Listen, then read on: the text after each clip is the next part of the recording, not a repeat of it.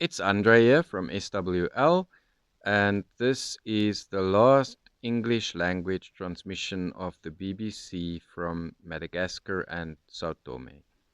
The São Tomé signal is beamed at Southern Africa, where I am. The Madagascar signal is beamed at East Africa, but always very clear here in South Africa. Today is 30 March 2024. The last day of the current transmissions from these transmitters. I must say this was actually very disappointing. There was no announcement, no where to go now when you don't hear this frequency anymore, nothing. To a story that's anything but dead air. Scientists in the US are celebrating what they're calling a dream discovery of helium buried deep in Minnesota's Iron Range. The natural gas is hard to find and is in hot demand. And it's not just for balloons. Thomas Abraham James, the CEO of Pulsar Helium, the company behind the find. We were very fortunate, so this was on our radar as a place to go. But what happened was that there was a company out there doing exploration for a different commodity. They were looking for nickel. They were drilling down, and then unexpectedly they hit gas. And I can only imagine at the time, it must have been terrifying. The gas was under high pressure, so much so that inside the drill tube, inside the drill string, there was about roughly about 3 meters long of water.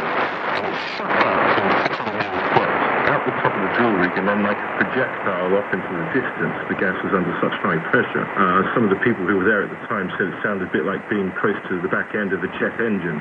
Some brave geologists there, they sampled the gas, and they found that it was 10.5% helium, which makes it one of the greatest helium discoveries on the planet. What was that eureka moment when you realised this is a big, significant discovery? It's not terribly spectacular in the sense of, the old oil discoveries where you had oil going everywhere or gas exploding out. But we certainly saw then the dials and then the numbers going up, and then there it was, all of a sudden, from going to no helium to bang, all of a sudden, you see these astronomically high concentrations. So there's a whole range of things that we really rely on. So we really hope, and we're working very hard to try and give that alternate supply. Thomas Abraham James from Pulsar Helium. We've been asking you, the listener, to get in touch about your rare languages.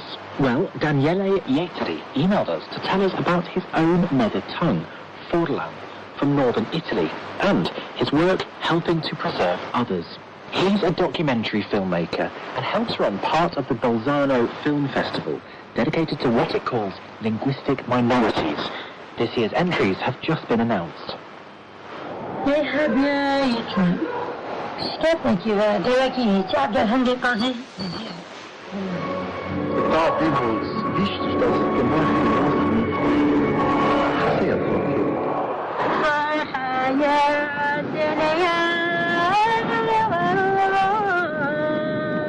flavour there of films in Kurdish, Luxembourgish and Algerian Berber. I spoke to Daniele and started by asking him about his own small language. The language is spoken in the south of the Alps, in the region that is named Friuli Venezia Giulia. Some part of this region, people there speak Furlan. Maybe 400,000 speakers, quite a large number for a small language. So perhaps we could hear a little bit of Furlan. If I may say, I expected the question, so I tried to refer something. I found a few lines from The Little Prince, the very well-known book by Antoine de Saint-Exupéry, and so the title would be Il piccolo paese. Quanti obevi si sa in suoi aiuto una volta, in tuoi libri, stories veri sulla foresta vergine, una pittura tan lieve, e mostrava un serpente boe che aggrottevole bestiate, vecchi da copie dal disegno. It's really interesting because I can very much tell it's of that region. And yeah, you work with other small languages as well for the Bolzano Festival. Tell me about some of the other small languages that you've learned about. There are a set of languages, small languages, very well known. You know about the Basque language, etc. The language is something that keeps you alive and keeps your possibility to represent yourself towards the big centers. you feel less peripheral if you keep something running that is part of your culture somehow. If you want, I can just teach you. Is that English? Of course. Yeah. So the first word you would learn in Chopin is the way we say hello, and we say mandi. Mandi. This is the way how we say hello, goodbye, ciao. It's our ciao. Daniele Ieteri. And a thank you to those who got in touch about the fish doorbell from last week's episode. In case you missed it, it's exactly how it sounds.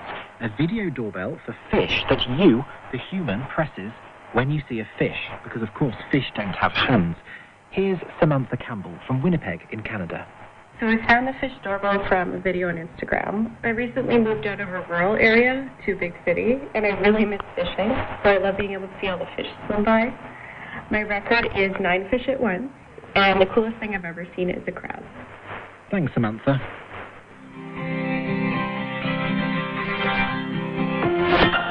And that's all for this week. We've heard lots from you, the listener.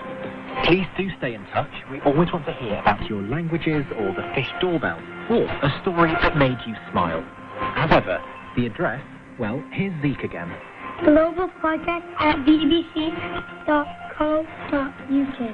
Thanks, Zeke. That's globalpodcast at bbc.co.uk. This edition was mixed by Daniel Ehrlich. The producers were Rachel Berkeley, Emma Murphy and Jacob Evans. The editor is Karen Martin. I'm Harry Brown. Until next time, goodbye.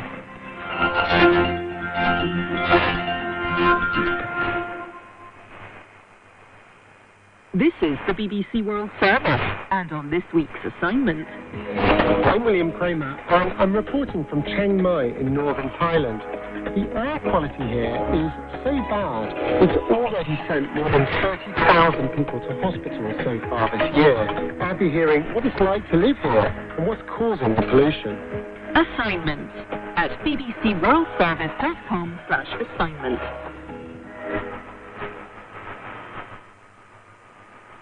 At bbcworldservice.com, Science in Action. Astronomers are watching 24/7 for an eruption of a star in the northern sky that appears to flare like clockwork every 80 years and seems to be in the final countdown for its next brilliant display. My guest has been waiting all his working life for this moment.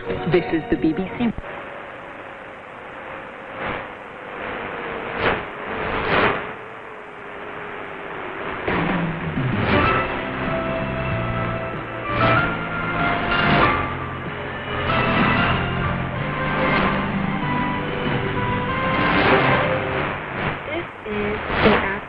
Love Radio, and you are listening to the Voice of Hope, KLCA Agate Guam. The following program is in Korean on 9